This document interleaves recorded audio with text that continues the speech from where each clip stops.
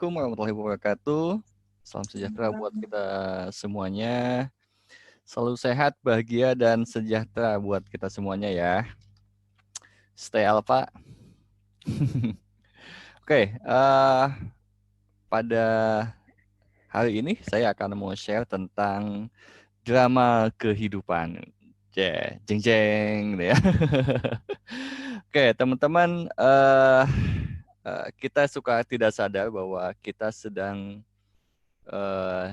berdrama di kehidupan kita sendiri gitu ya, dan itu sangat keseharian kita tuh ada di pikiran kita drama-drama itu ya. Jadi contohnya apa sih? Contohnya adalah misalnya seharusnya kita secara efektif melakukan penyampaian dengan efektif, tapi ketika kita ada ekspektasi-ekspektasi, ada yang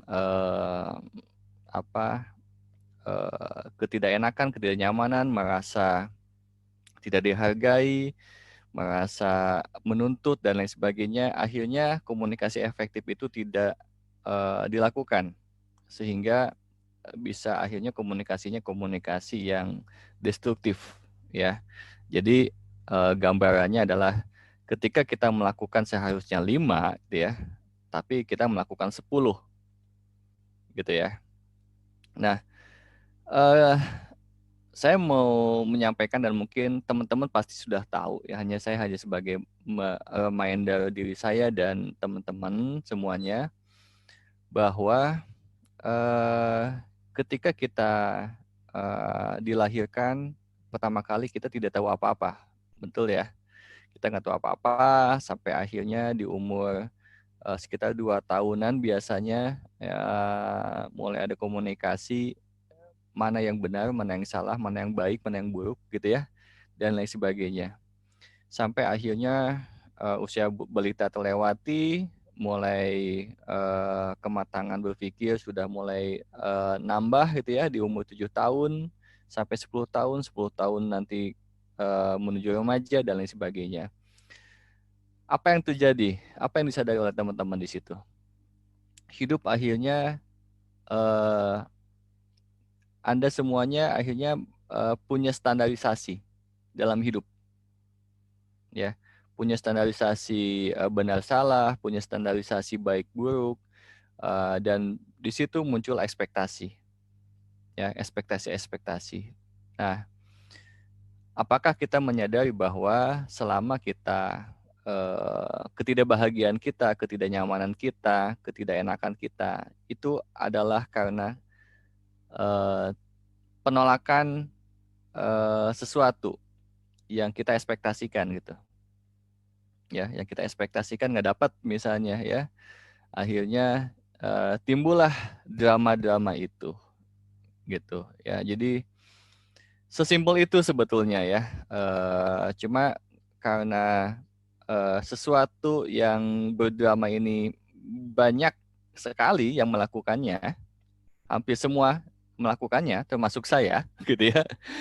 eh Akhirnya itu sebagai sesuatu yang seolah-olah benar, ya, bahwa hidup itu harus punya ekspektasi, harus punya target, harus begini, harus begitu, gitu ya.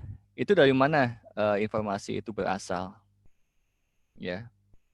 Jika kita ada di posisi yang apa ya, yang polos lah gitu ya, yang kita polos ya, kayak kayak baby gitu ya. eh Bagaimana kita melihat dunia ini? Bagaimana kita melihat apa kehidupan ini?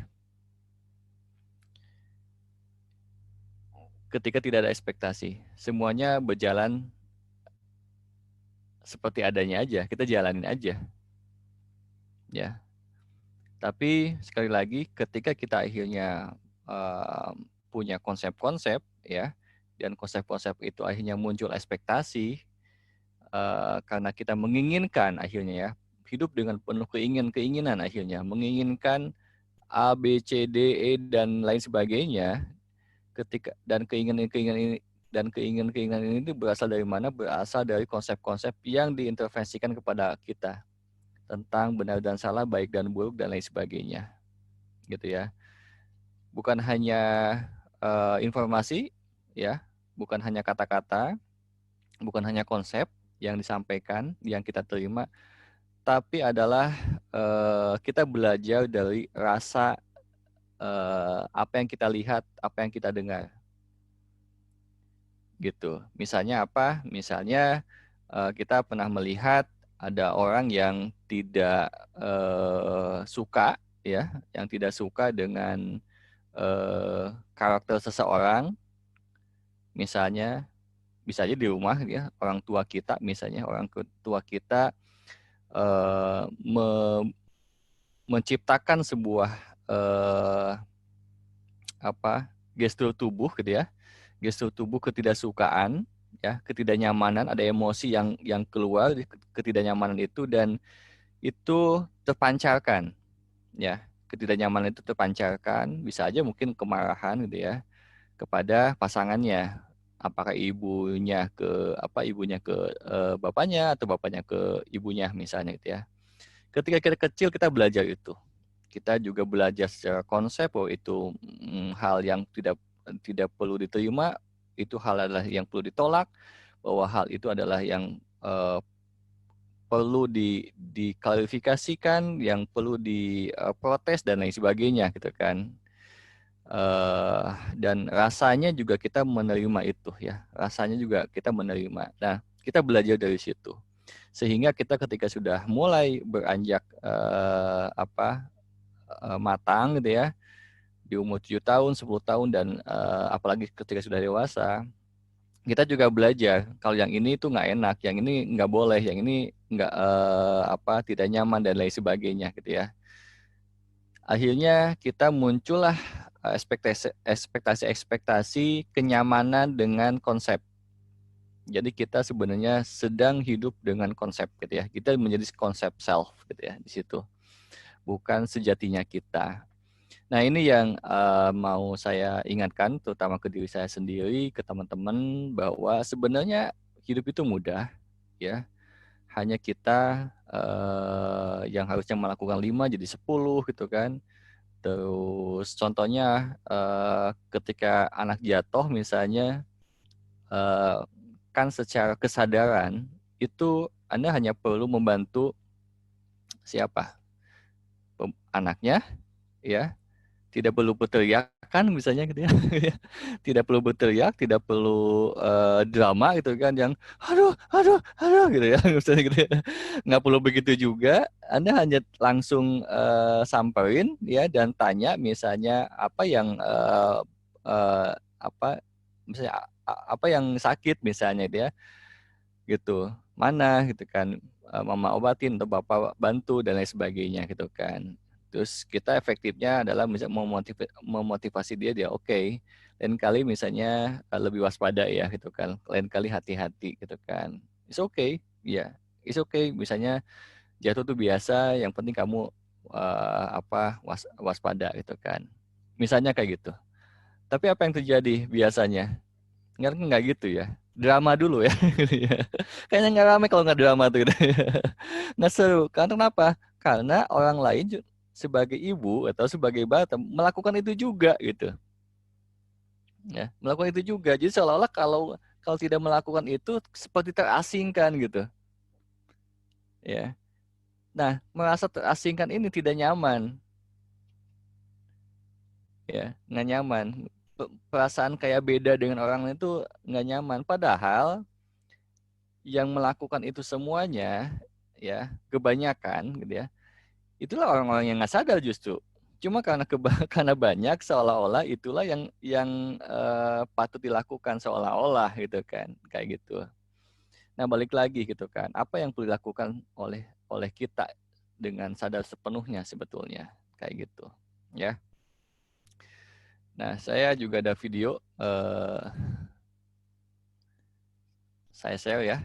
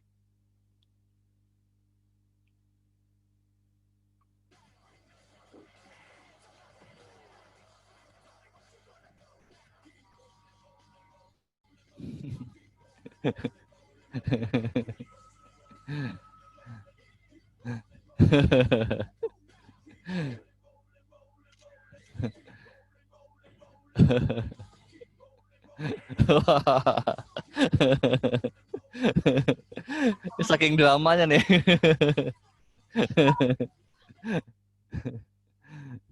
Oke. Oke, teman-teman, gimana tuh ya? Jangan-jangan kita juga seperti itu gitu ya. Yang seharusnya misalnya kita cukup ya sudahlah kita terima gitu ya, kita maafin aja gitu ya. eh Kita berdrama gitu ya. Tapi kan gitu kan gitu ya. Banyak banget gitu kan. Bayangkan aja gitu kan. Bayangkan aja Kang Dani. Dia anak saya atau istri saya atau suami saya atau rekan kerja saya gitu ya. Bayangkan apa yang dibayangin. Ya jadi ya itu kan dramanya kita di pikiran kita sebenarnya. Cuma secara jujur ya, coba deh tanya secara jujur ya. Apa sih yang ketika Anda hadapi saat ini gitu ya. Apa sih efektif-efektif yang perlu dilakukan? Efektifnya apa sebetulnya? Ya, apalagi mengandai-andai gitu kan. Nanti gimana masa depannya, nanti gimana, iya kan? Drama juga kan? Kan hidup pada saat ini. Hidup pada saat ini, enjoy-lah pada saat ini gitu kan. Tapi karena konsep-konsep misalnya tentang anak gitu kan. Aduh gimana ya, saya khawatir anak saya di masa depannya begini dan begitu gitu kan. Kenapa? Karena anak saya dikatakan tidak memenuhi konsep, ya, tidak memenuhi konsep yang biasanya dilakukan oleh orang kebanyakan. Misalnya pintar, ya, misalnya punya nilai yang baik, ya, dan lain sebagainya. Salah satunya ketika kalau kemarin kita bahas eh, ada konsep misalnya kalau kalau hidup sejahtera itu harus pintar, ya, misalnya gitu kan. Jadi ketika anak kita nggak pintar, wah drama tuh kita tuh. Aduh gimana ya gitu, gitu ya, gitu. Padahal banyak banget faktanya orang yang nggak pintar sejahtera aja tuh, ya, malah ada yang kaya gitu kan ya, gitu. Dia cerdas malah dia merekrut orang-orang pintar justru gitu ya, kayak gitu. Jadi eh apalagi ya, ya dan lain sebagainya. Jadi ada konsep-konsep yang kita gunakan sehingga kita tidak melakukan sesuatu yang efektif, ya, tidak proaktif, tapi cenderung kita itu bersikap reaktif, ya. Jadi kita lebih banyak reaktif. Reaktifnya karena apa? Reaktif karena kita ingin pendapat kita yang benar, ya. Kita ingin ketidaksukaan kita tuh benar-benar di apa dipahami dan dimengerti oleh pasangan kita misalnya, atau oleh anak kita, oleh orang tua kita misalnya, kayak gitu. Ada keinginan itu, sehingga keinginan ini menciptakan drama-drama dari diri kita sendiri. Betul nggak sih? Ada sanggahan nggak? Jangan-jangan saya salah nih. Ya, jadi gitu. Ada juga yang karena yang diperhatikan gitu kan ya, berdrama dari misalnya seorang bapak atau seorang suami ketika pulang dari kerja misalnya, terus berdrama dengan apa, dengan mukanya yang apa, yang berkeluh kesah gitu ya, karena merasa saya sudah bekerja keras gitu ya. Terus akhirnya di situ juga ingin dimengerti bahwa saya itu sudah bekerja keras gitu ya. Pernah begitu enggak ya? Atau seorang istri gitu ya, eh ketika ayahnya atau suaminya datang gitu kan, juga menunjukkan itu juga, menunjukkan bahwa berdrama bahwa diri kita sudah bekerja keras di rumah gitu ya. Ingin dimengerti seperti itu ya, ingin dipahami gitu kan. Nah, itu drama-drama dalam keseharian kita gitu ya. Jadi hal-hal itu yang banyak banget ya, yang muncul akhirnya menjadi drama-drama gitu ya. Gitu. Nah, seperti tadi ya, kayak Neymar gitu ya, pemain sepak bola kalau ada yang nggak tahu. Banyak banget kan kita bisa pelajari juga ya, karena ingin ingin apa ingin di dilihat sebuah pelanggaran, ingin dilihat bahwa orang lain yang salah gitu kan. Sekali lagi, ingin dilihat bahwa orang lain yang salah loh, dia berdrama gitu ya. Gitu. Nah, kita juga sama. Kita juga sama suka ada yang bersikap seperti itu, ya.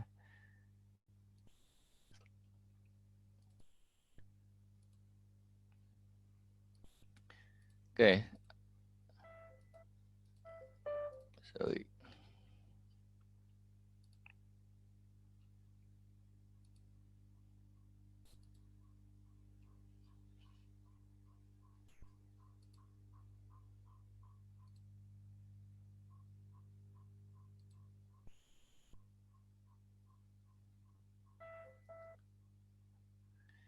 Oke, jadi teman-teman, akhirnya ketika kita punya ekspektasi, ingin diperhatikan, ingin diakui dan lain sebagainya, eh, kita lebih cenderung ketika kita punya sesuatu yang perlu dilakukan tapi tidak dilakukan, ya, kita tidak mengambil tanggung jawab pribadi seperti yang materi kemarin, tidak mengambil tanggung jawab pribadi, akhirnya muncullah kita sifat bersikap blaming atau menyalahkan.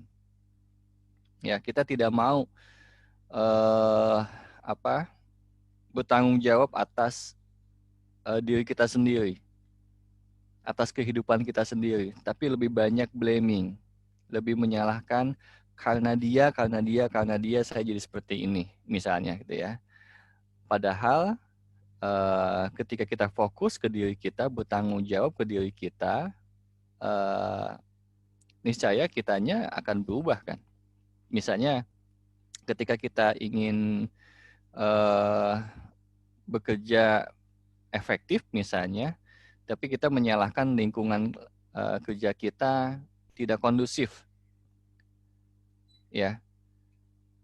Ketika kita blaming dengan lingkungan yang tidak mendukung diri kita untuk bekerja efektif, sampai kapan kita akan bisa bekerja efektif? Ya, ketika kita berdrama dengan menyalahkan orang lain, padahal kita lagi sedang menutupi ketidakmampuan kita dalam mengendalikan diri kita, apa yang terjadi? Yang akan mampu-mampu, ya. Jadi, tapi bayangkan sebaliknya, jika lingkungan pun tidak mendukung, kita bertanggung jawab atas apa yang kita putuskan, mau jadi apa, ya, mau seperti apa diri kita ini. Apa yang terjadi ketika kita fokus ke diri kita? Tentunya sikap-sikap yang tadi kita mau efektif, ya bisa terwujud. Setidaknya ada yang bisa kita lakukan. Setidaknya ada yang bisa kita ubah. Karena itu adalah kendali kita. Diri kita kan kendali kita, sedang orang lain bukan kendali kita. Ya, tidak bisa. Jadi fokus ke diri kita. Dan bisa jadi ketika akhirnya kita berubah dan bertransformasi, yang lain ngikutin pada momen tertentu. Ya. Jadi di sini stop drama, dalam blaming, ya, menyalahkan. Kedua, excuse, ya, beralasan. Biasanya pakai tapi itu, ya. Tapi Kang, gitu kan kalau biasanya gitu kan. Ya, sebenarnya secara efektif ketika Anda memutuskan untuk ikhlas, ya sudah ikhlas. Nggak pakai tapi lagi. Kalau Anda sudah memutuskan untuk memaafkan, ya sudah memaafkan, nggak pakai tapi lagi. Kalau Anda mau memutuskan untuk bertransformasi jadi lebih baik, ya sudah, titik aja, nggak pakai tapi juga.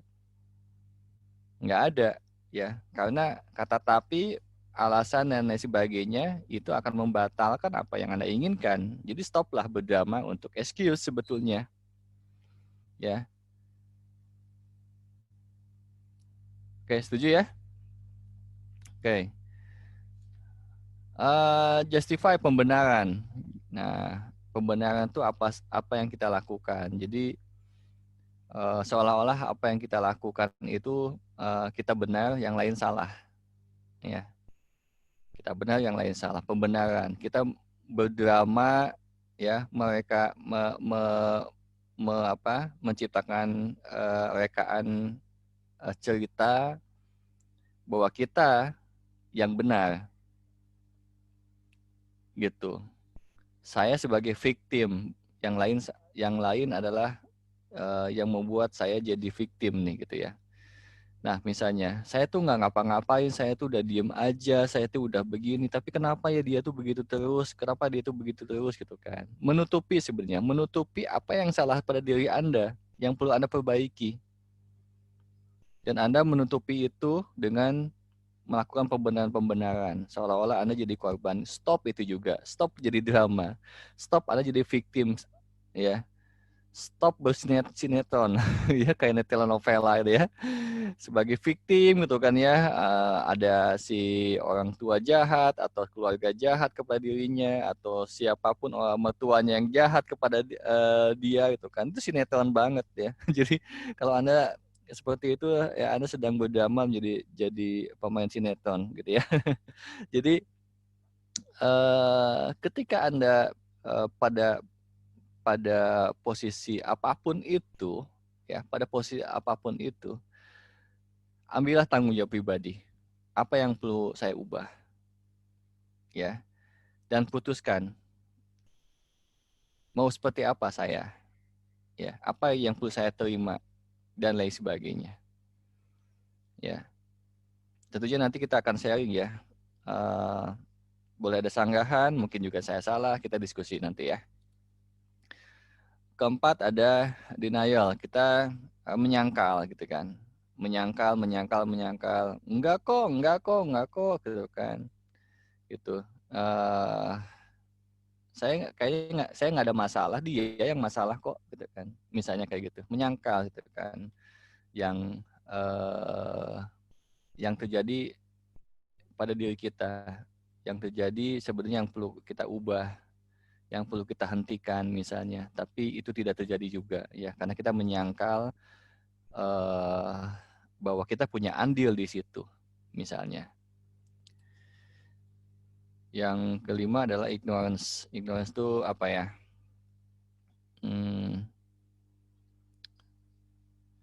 Ignore, tidak acuh. Ya, kayak tidak peduli ya gitu ya, kayak tidak peduli gitu ya. Jadi kayak gitu. Jadi itu juga dilakukan. Jadi udahlah itu kan.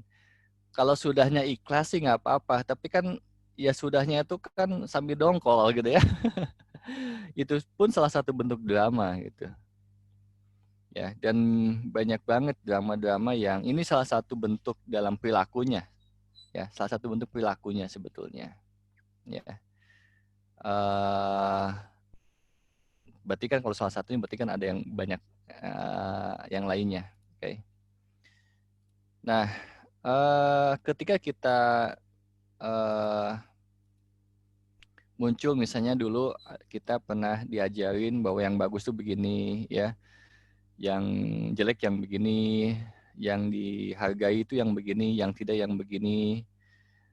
Sehingga kita punya ekspektasi menjadi orang sesuai dengan konsep.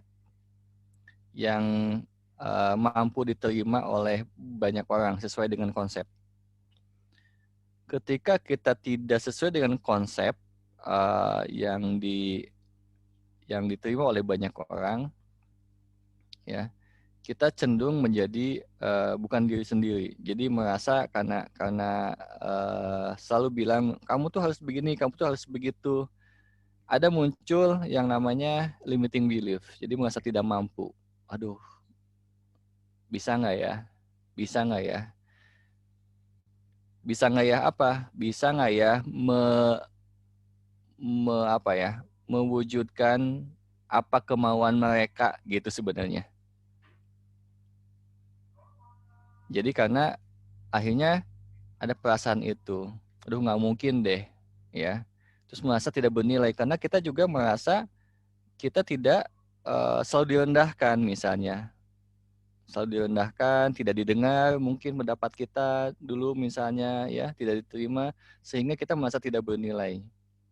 Nah ini terjadi karena kita fokus ingin menyenangkan orang lain, ingin menyenangkan orang lain kebanyakan dan konsep-konsep yang kebanyakan itu. Sekarang dirasakan deh, Anda tidak perlu mengikuti konsep-konsep di luar sana, nggak perlu, ya. Sekarang tidak perlu, kita praktek, ya. Misalnya sekarang kita rasakan, Anda tidak perlu harus begini, pasangan Anda harus begini, kehidupan Anda harus begini, harus begini, harus begini, anak Anda harus begini, harus begini, harus begini, gitu kan. Menjadi ayah harus begini, jadi seorang ibu harus begini, jadi perempuan harus begini, jadi laki-laki harus begini. Lepaskan itu semuanya. Ya. Sekarang, apa yang Anda putuskan ketika itu dilepaskan? Kan sini kan ada laki-laki, ada perempuan ya teman-teman di sini kita kan ada yang sudah berkeluarga, berarti kan ada yang jadi seorang ibu, ada yang seorang ayah, ada yang seorang suami sebagai istri. Ketika kita melepaskan semua konsep dan kita tidak perlu mengikuti dan mengharuskan mengikuti konsep itu, secara kesadaran kita akan bertanya kepada kesadaran kita sepenuhnya. Apa yang perlu kita lakukan? Apa yang tersadarkan atau apa yang terpikirkan saat ini kalau begitu? Boleh sharing? Silahkan. Ada beban. Nggak ada beban? Oke. Good. Terus ketika nggak ada beban, Kang Bibi, dalam Kang Bibi kan laki-laki kan ya? Iya. Iya. Iya, betul. Ya, betul. Tadi saya udah cek kan, benar saya cek. Cek ya, oke. Kang Bibi laki-laki, seorang ayah dan seorang suami dan seorang teman juga ya, seorang seorang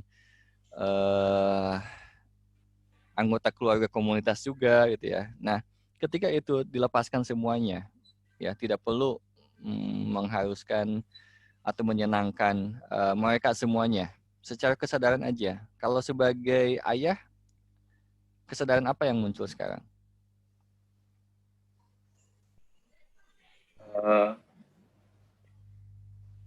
Kalau menurut konsep kan harus begini, seorang ayah. Ya, kalau udah dilepaskan, jangan dibahas lagi konsepnya. Oh ya, saya mengambil start dulu kan. Jadi saya bingung juga menjawabnya. Ya, kalau ya lebih apa?